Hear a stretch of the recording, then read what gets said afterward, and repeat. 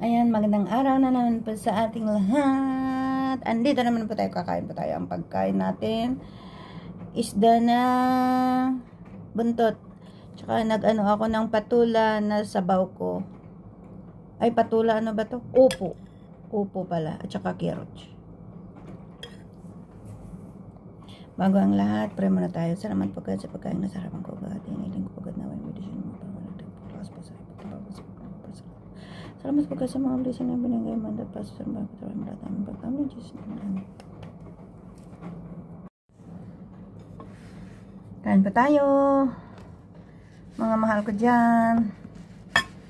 Ayan, kakain pa tayo. Nagluto tayo na yung sabaw ng upo. Tsaka carrots.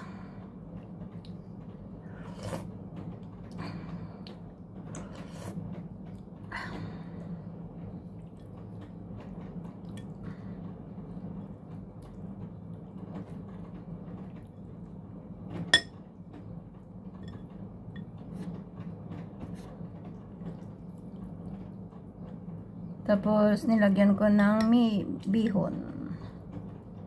Bihon.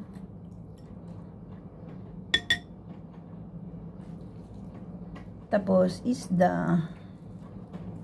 Malamig tong isda.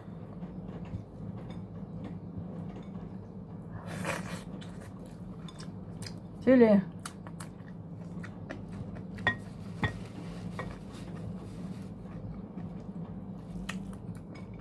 Mahang.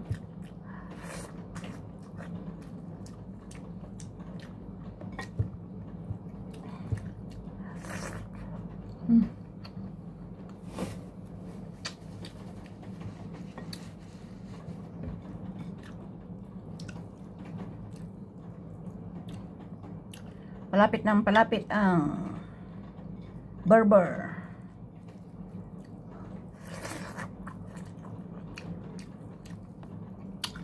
Ano lang tayo makapag-Christmas within 8 years sa Pilipinas kasama ang pamilya.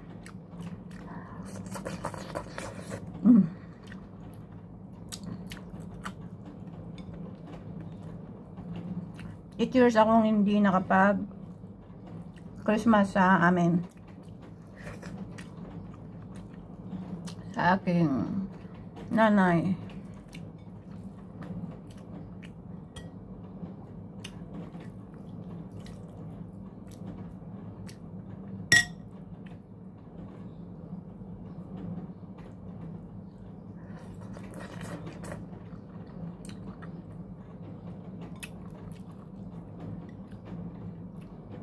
Sabi nila magastos daw ang December. Ang importante, kasama ang pamilya.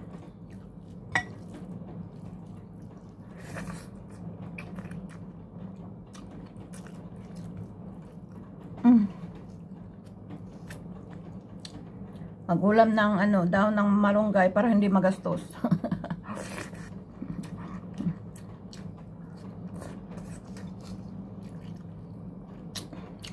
Sardinas.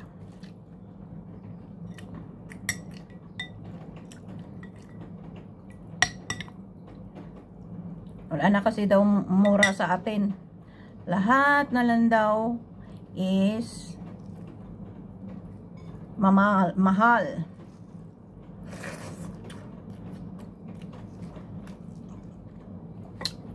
Kaya napakaswerte yung mga ibang Pinoy, Pilipino na nasa abroad ang mga anak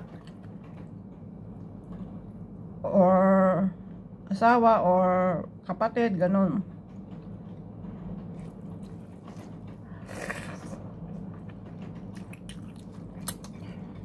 Kasi sobrang mahal daw. Kahit gusto mo daw mag Jollibee, wala na, sayang yung Jollibee. Ibili mo na lang ng asin. Ano ba yan?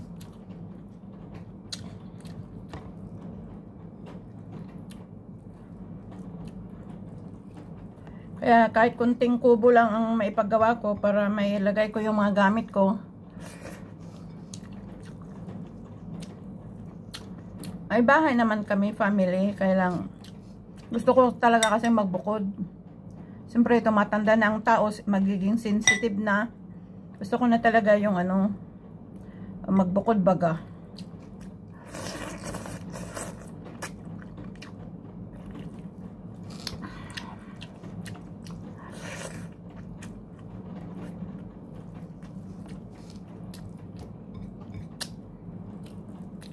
Yung malayo sa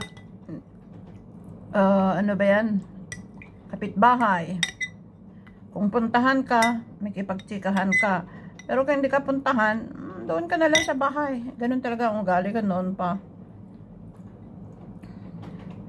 Kaya gusto ko lang yung maliit na bahay, kubo, basta malinis, kumpleto ang gamit. Yun ang aking prinsipyo sa buhay.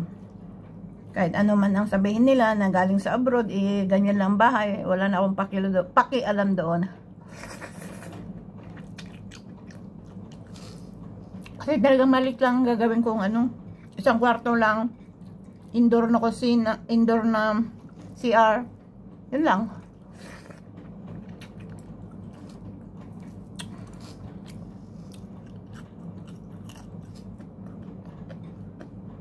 Kasi sa probinsya, tinitingnan nila pag abroad ka, ang bahay baga.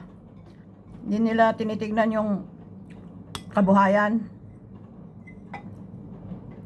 Doon, ganun na sa probinsya.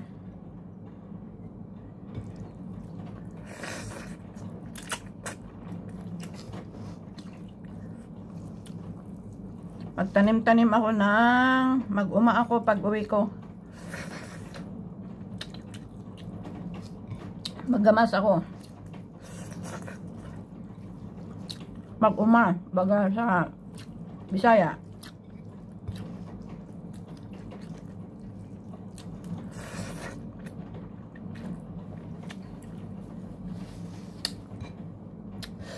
Sobrang hanghang tong sili.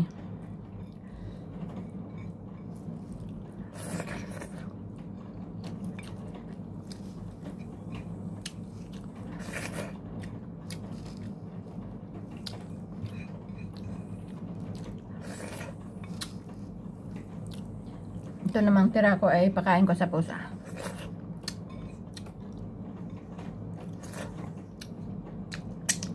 Sarap.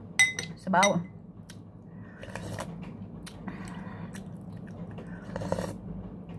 Magluto ako sa sunod molokiya. Sabaw na molokiya. With manok. Ayan, salamat po ulit sa mga sumisilip po sa aking munting channel. Salamat po, Diyos na lang po ang bahala po sa ating lahat. Kamusta po? See you soon, Philippines!